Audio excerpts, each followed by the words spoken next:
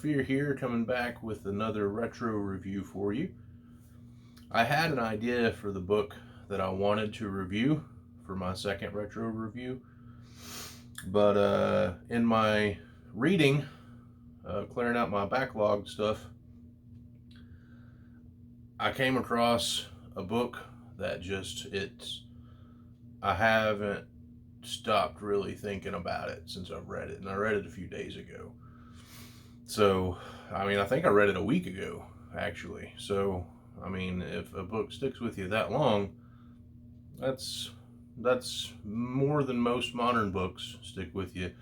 So, I think I want to talk about it. So, I bought some old issues of Detective Comics a while back, and I was just reading through those. And back in the day, there was a backup story for Green Arrow in the back of Detective Comics.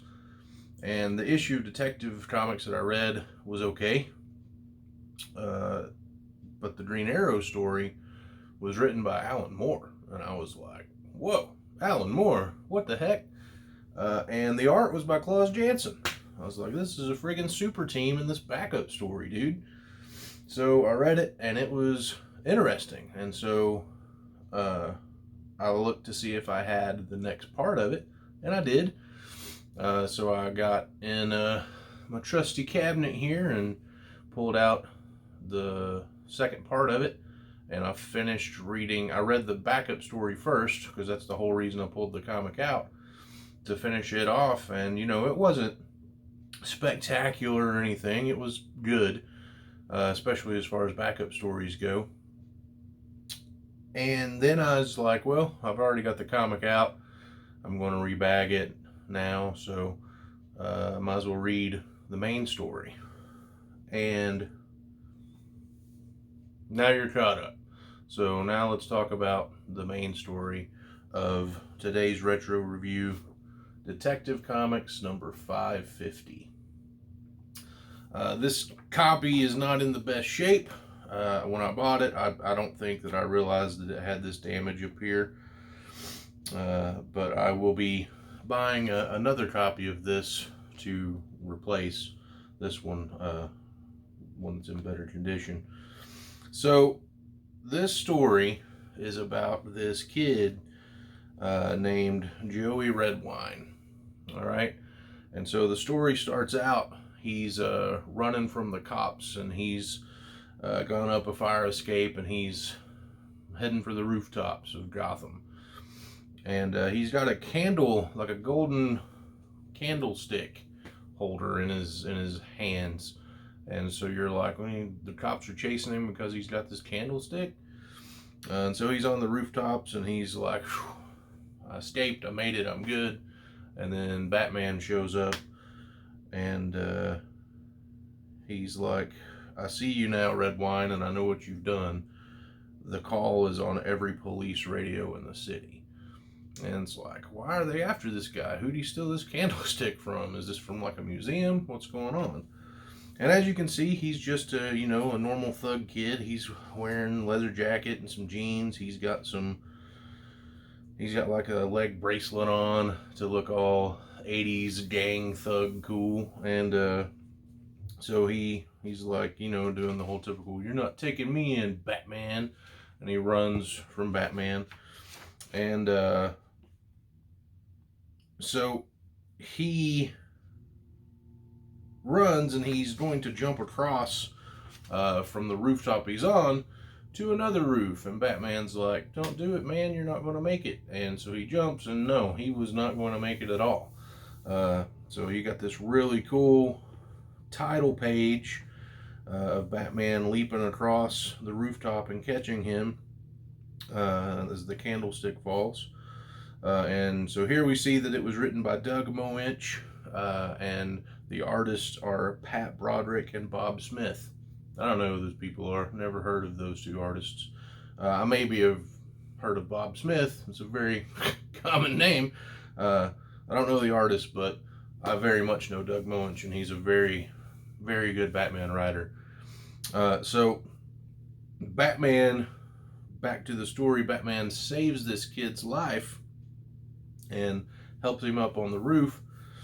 And while Batman's hanging there, the kid stomps on Batman's fingers, causing Batman to fall. And so even though Batman just saved this kid's life, this kid's trying to still kill Batman and get away, right? He's a grade A citizen. So Batman falls, catches himself, comes back up, and then, he's chasing Johnny Redwine. And then the story shows you who Johnny Redwine is. So it goes back to it. He's running and he's thinking about what's led him to this point in his life. And so what's led him to this point in his life, the story starts with his dad spanking him. And his mom's like, it's one thing to spank him, that's fine, but don't get out the strap and beat him with it. And so here it's established that this kid was abused by his dad, and his dad abused his mom as well. And so he grew up in a very broken home. It was not a good place for a kid. And as the chase goes, he continues to think back on his life, and it sees when he was a young child in like elementary school. There's this girl talking to him, and she's like, "You don't have to hit me. You could hit me, but you don't have to hit me." And he's like, "But I want to because I like it." And he just decks this little girl in the face. And so here we establish that he's taken on his father's attributes and his behaviors. He's a woman beater, and he's just a bully, and he's not a cool dude. So after that scene, Batman kind of corners him on a fire escape, and he says, "It's not too late to stop. No matter what you've done, it's never too late to stop running." And so Johnny Redwine sees that there's not another roof below him, but he thinks that he can still, or that there is another roof below him, and that he can still get away. So he jumps again to get away from Batman, and he makes it. He lands on this other roof, and then flashback again. So once it's in the flashback, he's a teenager now, and there's this girl that's kind of into him, and he's kind of into her, and she's dressed all properly and everything. She looks like a very modest, nice girl, and he's just in his jeans and t-shirt. And so she asked if he'll walk with her, and he's like, "Okay, yeah, cool, yeah, why not?" And so they're walking and talking, and he's like really having a good time, and he feels like a normal person, right? And they walk up to a church, and she's like, "All right, well, this is as far as I'm going." And Joey gets like, "No, man, I don't want any part of that. This is, you can go on, I'm done."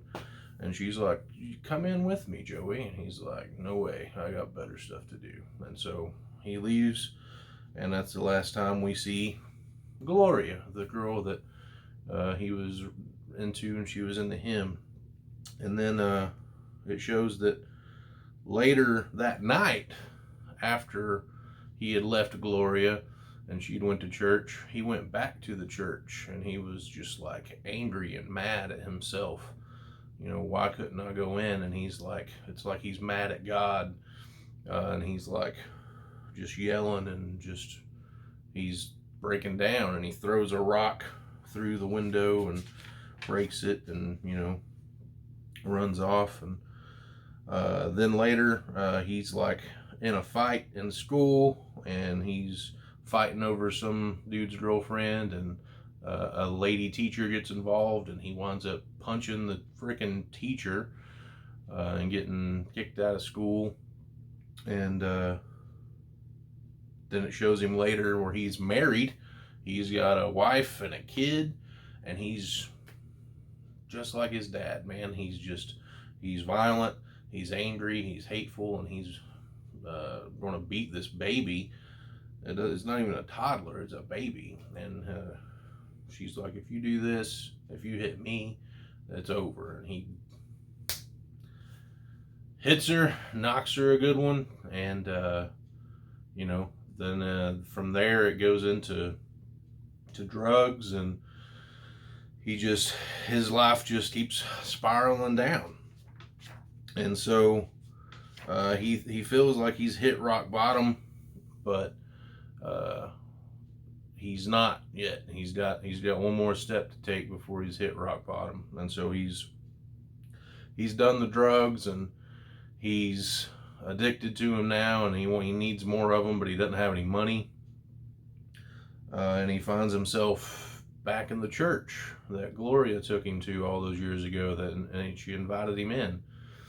And he's inside, and he says, maybe there was one last chance, one last escape from the web, and maybe it was even a path without toll, free of the taking.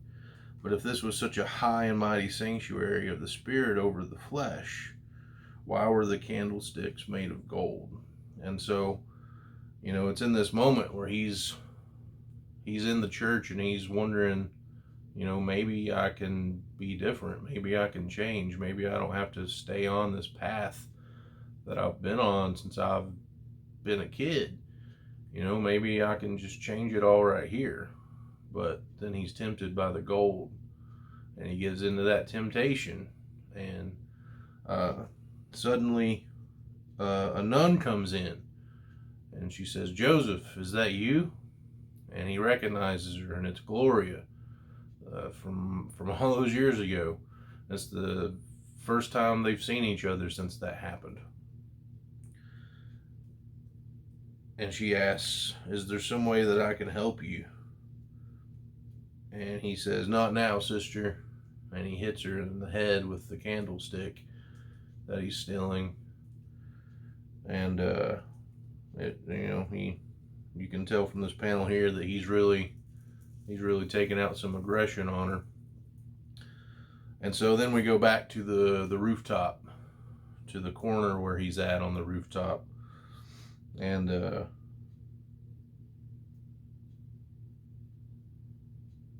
so Batman's talking to him, and he's looking down at the police, and he knows that there's nowhere else that he can go. And Batman says, "I know how you feel, how you're hurting." And the whole panel here, it's talking about, Johnny's thinking to himself, you can't escape fate no matter how hard you run or how many steps you take, but who says you can't make a stand and beat fate? And so he tries to beat fate one last time, and Batman says, "Don't try it, man. Don't try it. I know you need a fix, and I can help you. I can take you to a hospital." And he's thinking, what am I going to do? And he picks up this board, and he says, "The nun's dead, Redwine." And so now you know why the cops are after him, and why his name's on every police radio across the city, because he broke into a church and killed a nun, and to take a gold candlestick so he could get another fix. And so he tries to hit Batman with the board, and he misses and slips and falls off of the roof and hits the concrete, and then he wakes up in hell.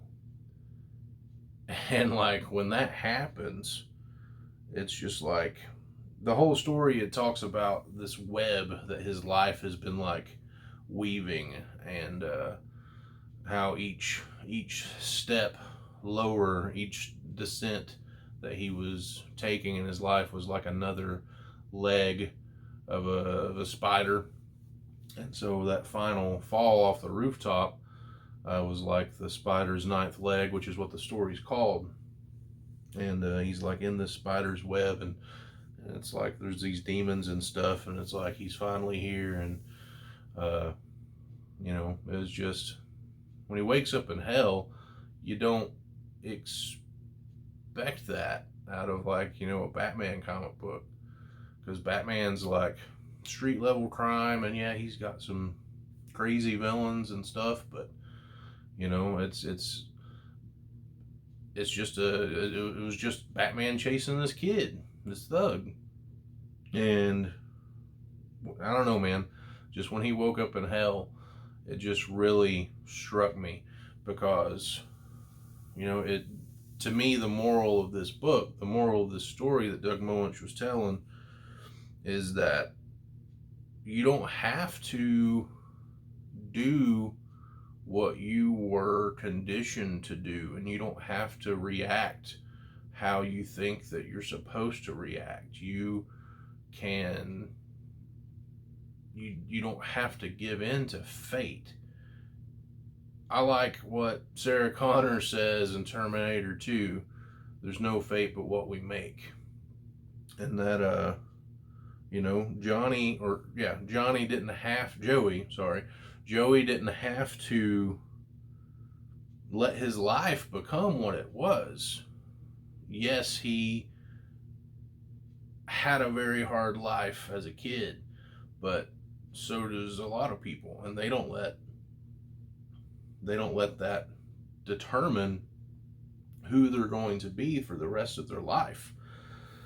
So it just really spoke to me on that, and I thought it was a good story, and a good story to reflect upon, that you know, it's not too late to change. When you have the opportunity to change, when you have the opportunity to make a choice that's better than the crap that your life has been up until that point, you know, you don't have to make the same bad decisions. It's your choice. You can make the choice to step into the church like Joey probably should have did all those years ago, or when he was back in the church, and Gloria offered to help him. You know, it was his choice to beat her in the head with that candlestick. He could have said, "Yes, I need help." And you know, this is a big Catholic church in friggin' Gotham City. You can't tell me they don't have like a shelter and something that he could go to and they could help him. But he didn't want that. He wanted to do what he wanted to do, and it cost him everything.